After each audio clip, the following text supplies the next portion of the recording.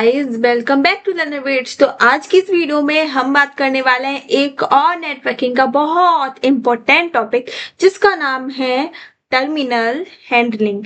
आखिर ये होता क्या है, इसको आज हम बहुत डिटेल में समझेंगे। सो चलिए स्टार्ट करते हैं। और आपको प्रीवियस वीडियो अगर हमारी देखनी है, नेटवर्किंग के और टॉपिक पढ़ने हैं, तो आप हमारी प्लेलिस्ट में जाकर देख सकते हैं हमारे चैनल पर। तो चलिए स्टार्ट करते हैं। टर्मिनल हैंडलिंग आखिर होता क्या है? टर्मिनल हैंडलिंग एक बहुत सिंपल सी एक प्रोसेस होती है जो ये डिसाइड करती है कि कौन सा टर्मिनल कब डाटा शेयर करेगा और कब डाटा रिसीव करेगा। तो टर्मिनल हैंडलिंग प्रोसेस का काम केवल यही है कि ये हैंडल करे टर्मिनल्स को और उनकी जो भी कनेक्टिविटी है मैनेज करे, ताकि वो नेटवर्क में अच्छे से डाटा को सेंड कर सकें और रिसीव कर सकें। सो एक तरफ डेफिनेशन देख लेते हैं हम। Terminal handling means how multiple terminals are connected and managed in a network so they can send and receive data efficiently। हमें बहुत अच्छे से पता है कि एक नेटवर्क में, क्योंकि हम नेटवर्क स्टार्टिंग से ही पढ़ रहे हैं, टॉपिक ही हमारा नेटवर्किंग का है, तो हमें पता ही है कि नेटवर्किंग में कितने टाइप के हमारे नेटवर्क होते हैं। लैन, वैन, मैन, ऐसे करके काफ़ी सारे नेटवर्क हमने पढ़े हैं। लेकिन सारे नेटवर्क में एक चीज़ कॉमन है कि उनमें डिवाइसेस का यूज़ तो ज़रूर होता है।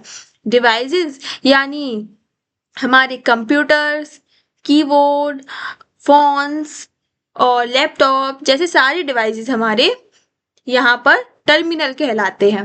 ठीक है, तो टर्मिनल आपके वही हार्डवेयर डिवाइसेस हैं जैसे जिनसे कि आप डाटा रिसीव कर सकते हो, सेंड कर सकते हो। आपके फ़ोन, आपके लैपटॉप, आपके कंप्यूटर, सब कुछ टर्मिनल ही है। ठीक है, अब ये जो टर्मिनल है इन्हें हम नोड भी कहते हैं। ठीक है, अब जो टर्मिनल है, हमें पता है नेटवर्क में बहुत सारे डिवाइसेस होते हैं और उन सारे डिवाइसेस को मैनेज करना बहुत मुश्किल प्रोसेस है, क्योंकि हमें ये डिसाइड करना पड़ता है कि कौन सा डिवाइस कब डाटा सेंड करेगा और कब डाटा रिसीव करेगा। तो जब मल्टीपल टर्मिनल्स अगर किसी नेटवर्क में होंगे तो कहीं ना कहीं प्रॉब्लम भी क्रिएट हो सकती है। कभी कोई डिवाइस किसी और डिवाइस पर नेटवर्क भेज सकता है, तो कभी कोई और डिवाइस दूसरे डिवाइस का डाटा रिसीव कर सकता है। तो यही सब मैनेज करने की प्रोसेस को हम टर्मिनल हैंडलिंग कहते हैं। तो टर्मिनल हैंडलिंग प्रोसेस का काम यही है कि वो ये मैनेज करे कि ये टर्मिनल्स, एक नेटवर्क में जितने भी टर्मिनल्स हैं, वो अच्छे से डाटा को सेंड कर सकें और रिसीव कर सकें। ठीक है, तो टर्मिनल आपको समझ में आ ही गए होंगे कि आपके कंप्यूटर, कीबोर्ड, मॉनिटर सिस्टम और जो भी नोड आप नेटवर्क में होती हैं, वो सब टर्मिनल है। अब आप बताइए कि टर्मिनल हैंडलिंग की प्रोसेस की ज़रूरत क्यों पड़ी? क्योंकि बहुत सारे यूज़र्स एक नेटवर्क में सेम टाइम पर डाटा भेजना चाहते हैं, तो वो कैसे भेज सकते हैं? क्योंकि नेटवर्क का हो सकता है जिस पाथ से यानी नेटवर्क में पाथ भी तो होता है, एक रूट होता है। तो अगर उस पाथ पे ऑलरेडी किसी और का डाटा भेजा जा रहा हो, लेकिन और भी मल्टीपल नोड्स या मल्टीपल टर्मिनल या मल्टीपल यूज़र कह लो, वो डाटा भेजना चाह रहे हैं उसी पाथ से, तो यहाँ तो प्रॉब्लम हो सकती है। सेम टाइम पर एक ही जगह से नेटवर्क में कैसे डाटा भेजा जा सकता है? तो ये प्रॉब्लम को ओवरकम करने के लिए, डाटा को मैनेज करने के लिए प्रॉपरली, जिससे कि कंफ्यूजन अवॉइड हो, इसलिए एंश्योर करने के लिए स्मूथ कम्युनिकेशन हो नेटवर्क में, इसलिए तो इन्हीं सभी चीज़ों को मैनेज करने के लिए, इन्हीं सभी प्रॉब्लम्स को हैंडल करने के लिए यहाँ पर हमारे पास एक प्रोसेस आई, टर्मिनल हैंडलिंग, जो अच्छे से इन एंश्योर करेगी कि ये सारे जो टर्मिनल हैं एक नेटवर्क में, यानी ये सारे डिवाइसेस हैं एक नेटवर्क में, अच्छे से डाटा को सेंड कर सके और रिसीव कर सके। ठीक है, सो आप देख सकते हैं यहाँ पर हमारे पास मल्टीपल टर्मिनल्स हैं और अगर इन टर्मिनल को एक दूसरे को डाटा शेयर करना है, सपोज इसको इसे करना है, इसको इसे करना है और इसको इसे करना है और इसको इसे करना है, तो कैसे करेंगे? प्रॉब्लम क्रिएट हो सकती है, एक बीच में किसी का कनेक्शन भी इंटरप्ट हो सकता है कि इसके सिग्नल इस तक पहुंचे ही ना हो, इसका डाटा इसने रिसीव कर लिया हो। तो ये सब प्रॉब्लम होती है, तो इन्हीं को सॉल्व करने के लिए टर्मिनल हैंडलिंग की प्रोसेस आई। अब टर्मिनल हैंडलिंग भी 2 टाइप्स की होती है। अच्छा, कौन कौन सी टाइप्स की होती है? टर्मिनल हैंडलिंग 2 टाइप्स की होती है। पहली है centralised terminal handling. Centralise terminal handling में एक सेंट्रल सिस्टम होता है जिसे हम सर्वर कहते हैं, वो कनेक्ट करता है, दूसरे टर्मिनल्स के साथ कनेक्टेड होता है और वो उन्हें कंट्रोल करता है। जैसे मैं इस छोटे से आप डायग्राम में देख सकते हो, जो मैंने जस्ट अभी बनाया है, थोड़ा सा है गंदा सा, लेकिन आप देख के समझ ही सकते हो। तो यहाँ पर मल्टीपल कंप्यूटर्स हैं, यानी मल्टीपल टर्मिनल्स हैं यहाँ पर, और ये सारे टर्मिनल्स कनेक्टेड हैं किससे? ये सेंट्रल सर्वर जो है उससे कनेक्टेड है, ठीक है।